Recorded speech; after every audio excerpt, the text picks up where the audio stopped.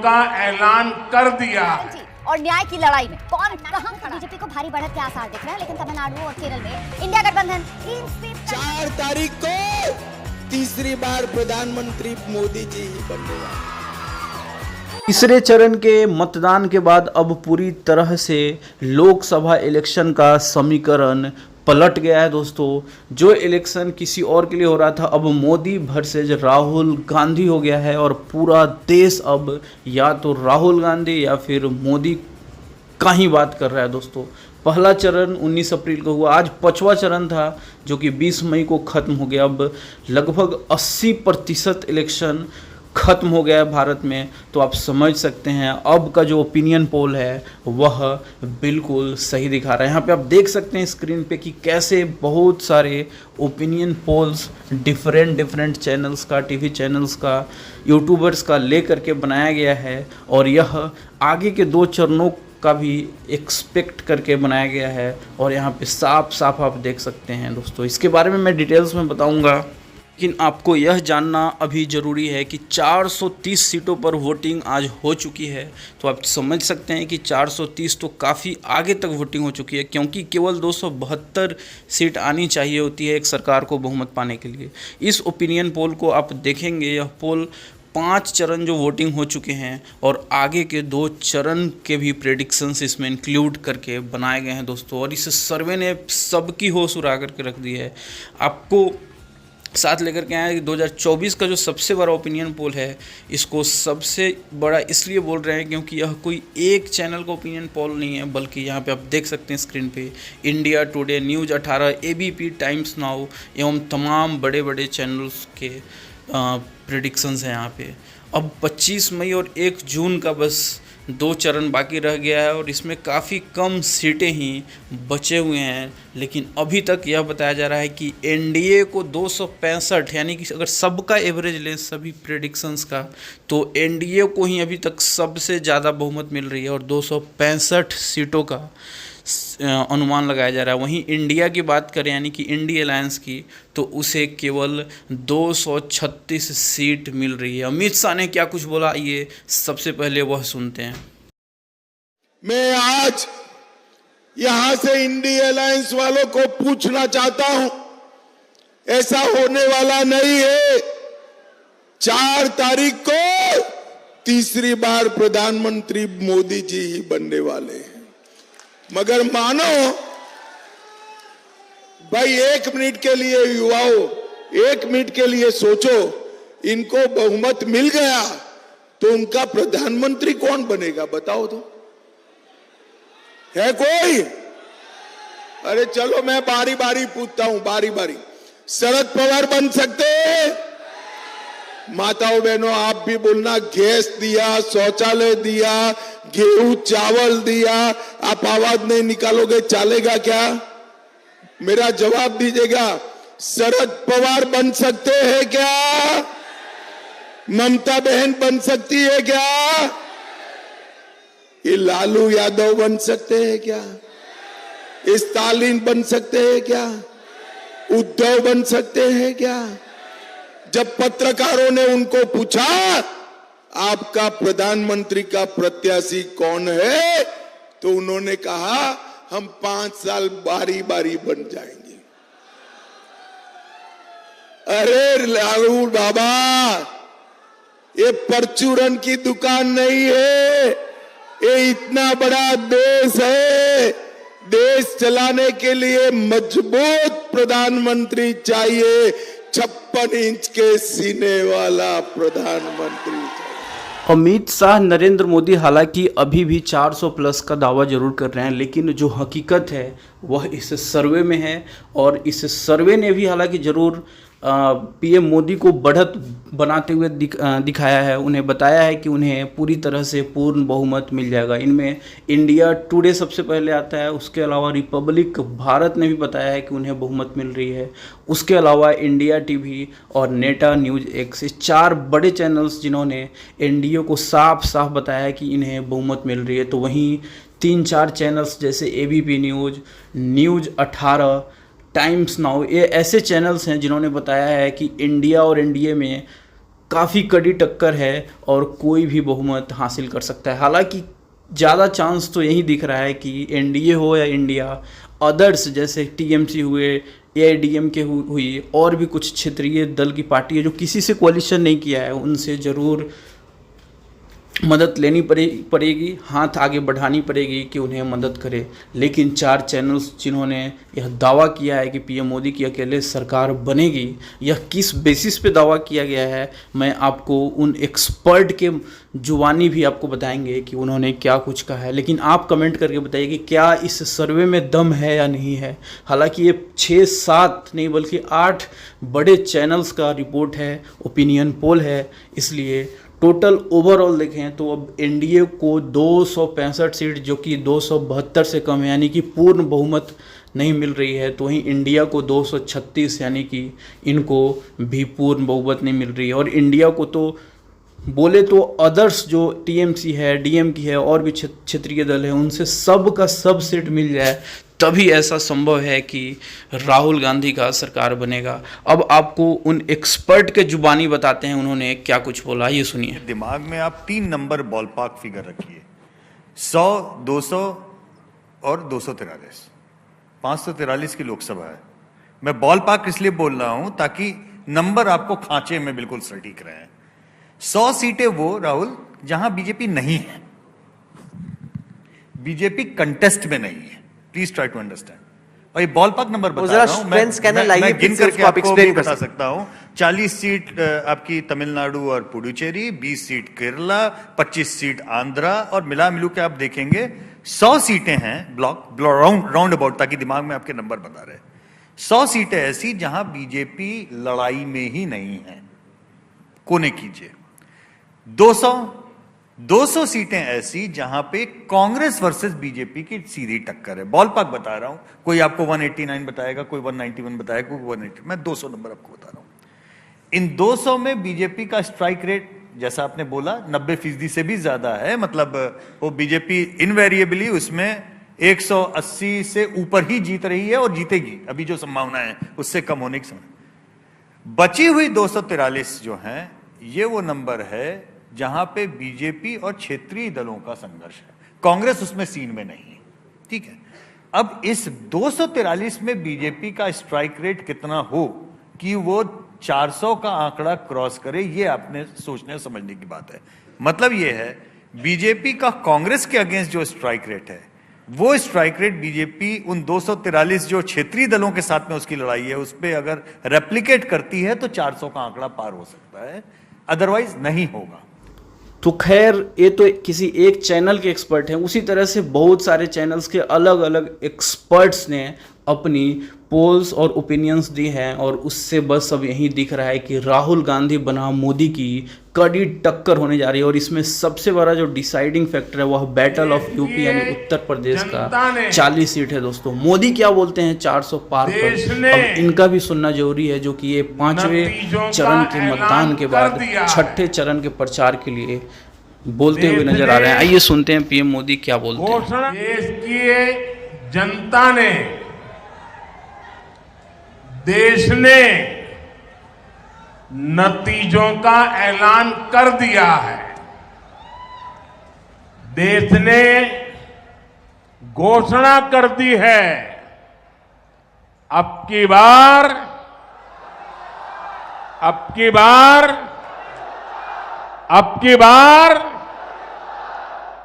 नागर कुर्नूल का ये जन सैलाब, आपका ये स्नेह, ये बता रहा है कि तेलंगाना भी यही ऐलान कर रहा है, अब की बार।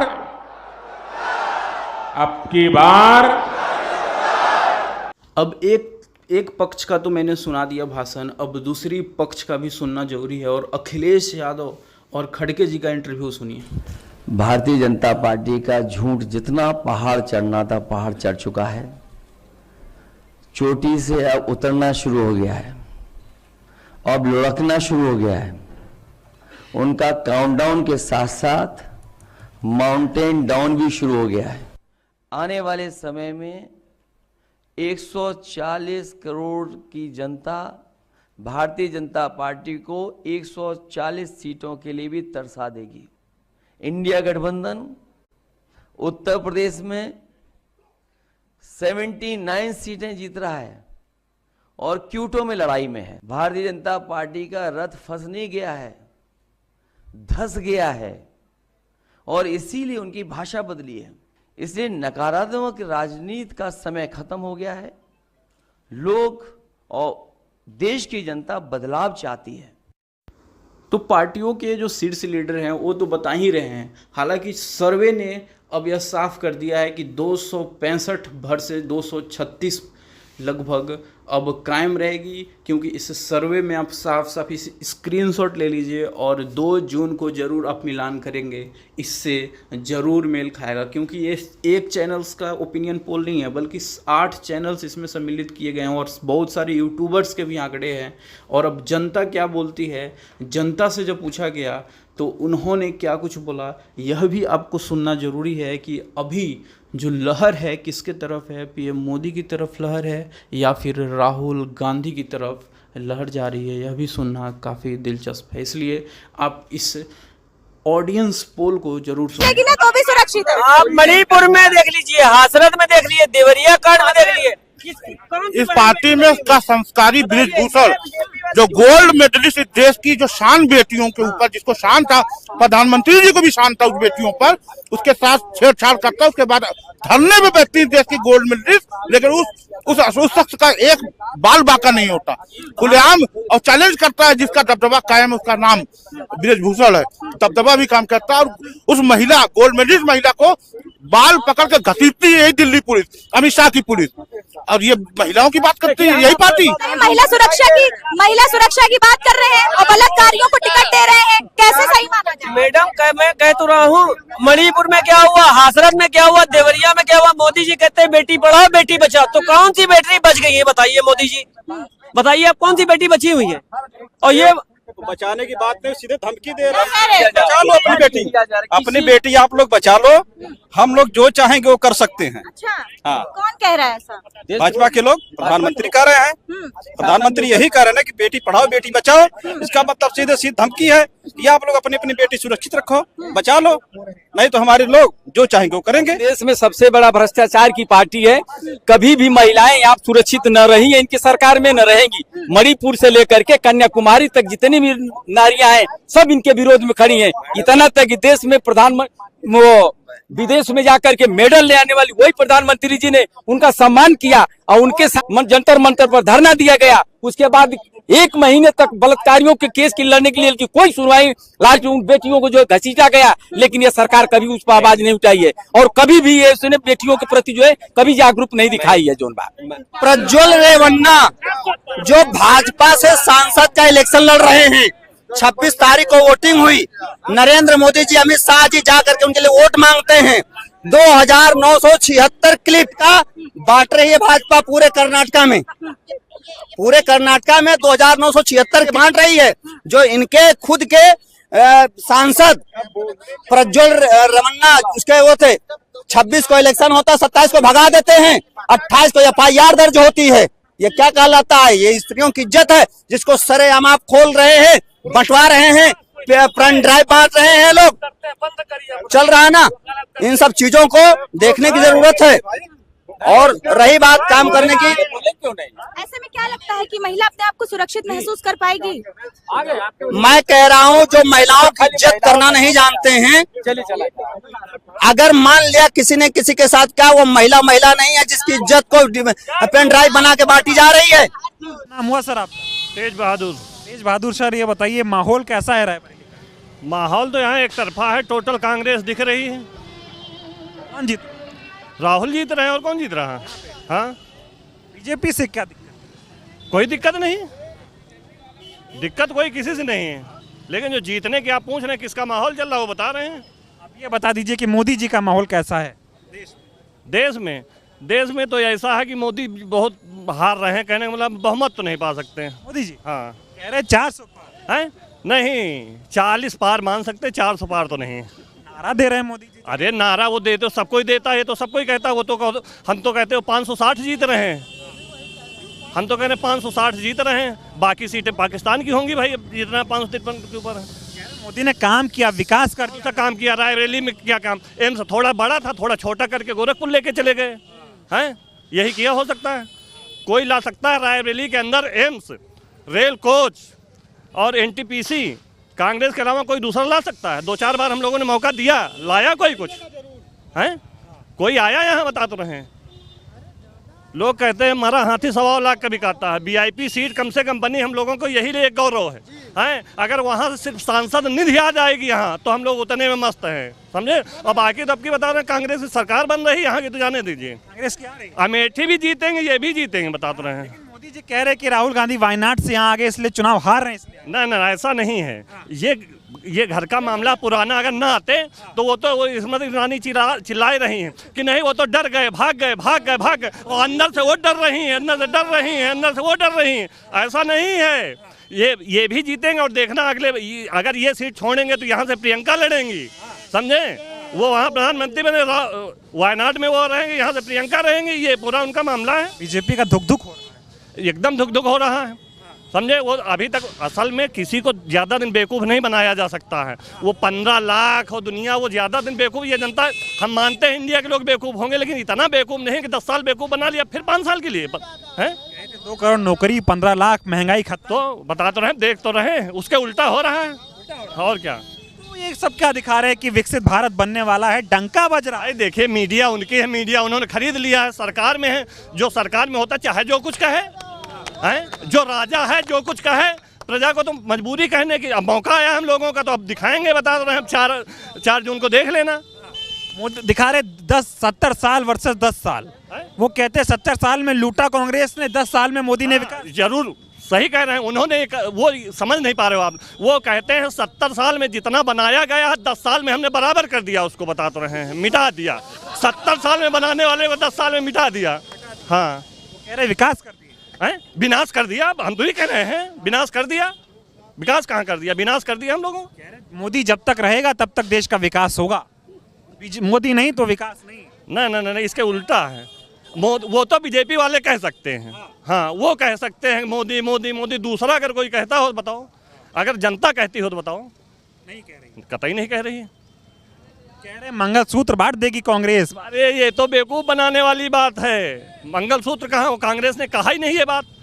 उनके शब्दों पे जाइए, उनका घोषणा पत्र उठा के पढ़ लीजिए, कांग्रेस कार्यालय उठा के पढ़ लीजिए, उसमें क्या लिखा हुआ। वो तो बेवकूफ बना रहे, फालतू को बेवकूफ बना रहे हैं, अनपढ़ जनता को बेवकूफ बना रहे हैं। अधिवक्ताओं को थोड़ी बेवकूफ बना देंगे, अधिवक्ता नहीं बनता, कतई नहीं।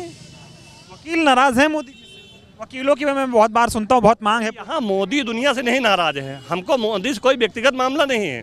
हम ये जानते हैं कि मोदी ने हमारे लिए, हमारे देश के लिए, हमारे जिले के लिए कुछ नहीं किया, समझे। बस वो भूसा पर लीप के दिखाते हैं नहीं हमने ये सब कुछ कर दिया, विकसित भारत, और वो ला रहे हैं, इतनी कंपनियां विदेशों से आ रही हैं, ये आ रहे हैं, वो आ रहे हैं, कर्जा देश का बढ़ता जा रहा है। तो ये जनता कुछ भी कर ले, लेकिन अल्टीमेट ये सब प्रेडिक्शंस ही है, ये पोल ही है। बल्कि 2 चरण का जो मतदान बचा है 25 मई और 1 जून को, उसके बाद यह तय हो पाएगा कि किसका चेहरा पीएम बनने लायक उभरता है। यह अल्टीमेटली 2 जून को पता चलेगा। लेकिन आप कमेंट करके बताइए कि पीएम किसे बनाया जाए और किस तथ्य पे बनाया जाए, ज़रूर अपनी राय रखिए। अब अमित शाह को एक बार और सुनते हैं कि उन्होंने अपने भाषण में आगे और क्या कुछ बोला, क्योंकि अब 6ठे चरण की तैयारी शुरू हो गई है और यह भी चरण 5वीं चौथी की तरह काफ़ी महत्वपूर्ण है। हालांकि अब 20% सीट के लिए ही चुनाव बाकी है, लेकिन अभी सुनिए ज़रूर कि जनता को कैसे लुभाया जा रहा है। 1 मिनट के लिए सोचो, इनको बहुमत मिल गया तो उनका प्रधानमंत्री कौन बनेगा, बताओ तो।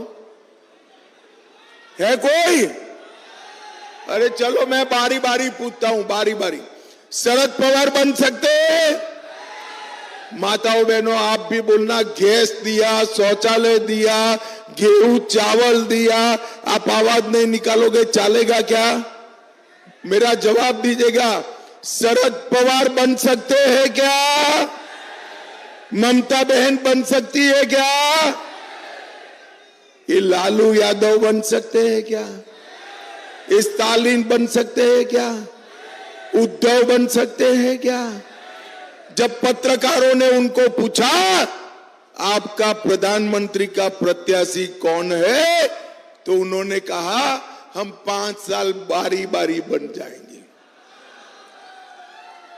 अरे राहुल बाबा, ये परचूरन की दुकान नहीं है, ये इतना बड़ा देश है।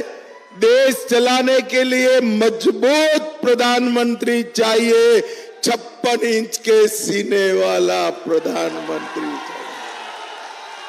और माताओं, बहनों, भाइयों, ये 56 इंच के सीने वाला प्रधानमंत्री कौन है? जोर से बोलो कौन है? और जोर से बोलो कौन है?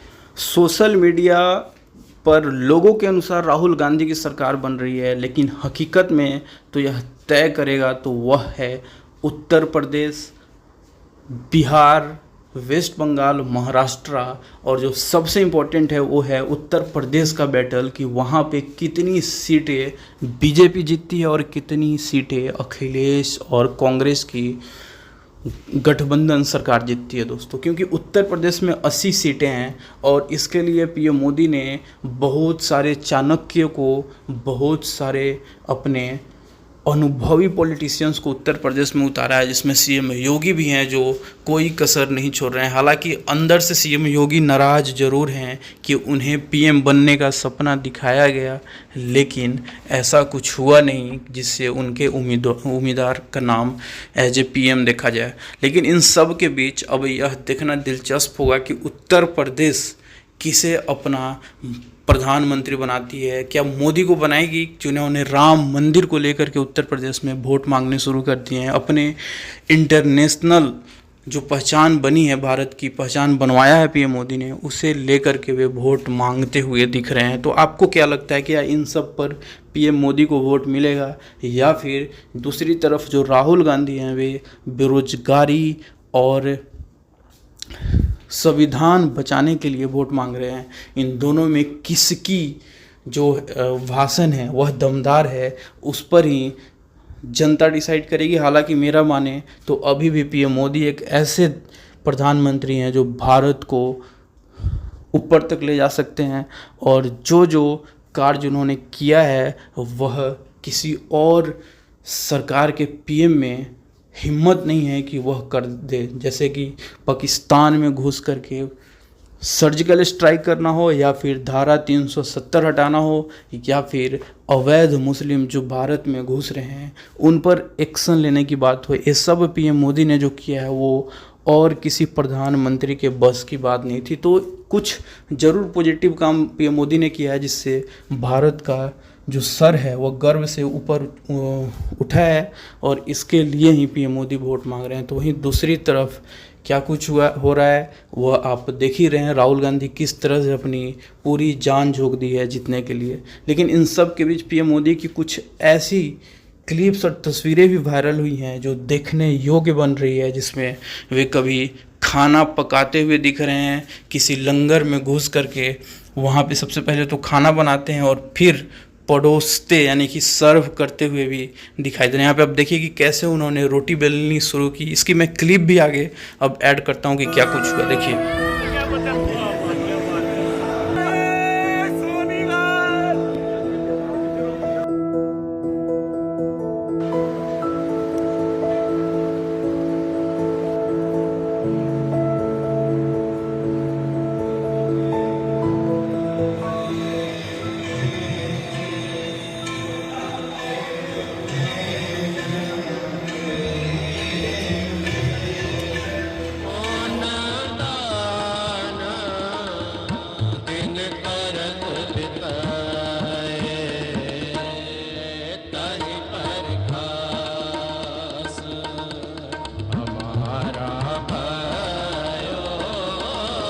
मोदी की इस गुरुद्वारे की वीडियो काफ़ी तेज़ी से वायरल हो रही है, क्योंकि इस गुरुद्वारे में पीएम मोदी मनमोहन सिंह की लुक में नज़र आ रहे हैं दोस्तों। इतना ही नहीं, पीएम मोदी ने गुरुद्वारे में माथा टेकने के अलावा उन्होंने वहाँ पे भंडारा भी लगवाई, वहाँ पे वे खुद खाना बनाने में मदद किए रसोइया का, उसके अलावा उन्होंने खाना भी परोसी। जो आप क्लिप आगे देखेंगे उसमें सभी विजुअल्स को आप देख पाएंगे। तो आइए मैं क्लिप दिखाता हूं कि पीएम मोदी ने आखिर पटना साहिब में और क्या कुछ किया और यह क्लिप वायरल क्यों हुआ।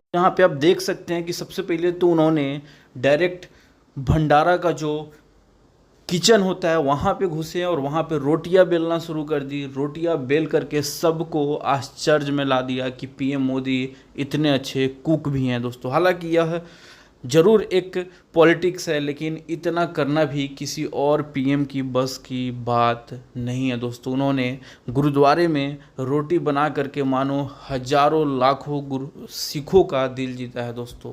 इसके अलावा उन्होंने वहाँ पे प्रसाद भी खाई और बहुत कुछ किया। इसके बारे में आप कमेंट करके बताइए कि पीएम मोदी ने जिस तरह से गुरुद्वारे में लोगों को खाना परोसा, कुकिंग करी और खुद खाया, उससे आप क्या सोचते हैं? अपनी राय कमेंट करके ज़रूर बताइए दोस्तों। और आप यह बताइए कि जो अभी माहौल चेंज हुआ है भारत में, लगभग ओपिनियन पोल्स जो पीएम मोदी को पीएम बनते हुए 400 पार दिखा रही थी, वह ओपिनियंस पोल अब चेंज होते हुए नज़र आ रहा है और लोग बता रहे हैं कि अब राहुल गांधी की लहर है। आपकी क्या राय है? आप कमेंट करके ज़रूर बताइए कि कौन जीत रहा है 2024 लोकसभा इलेक्शन।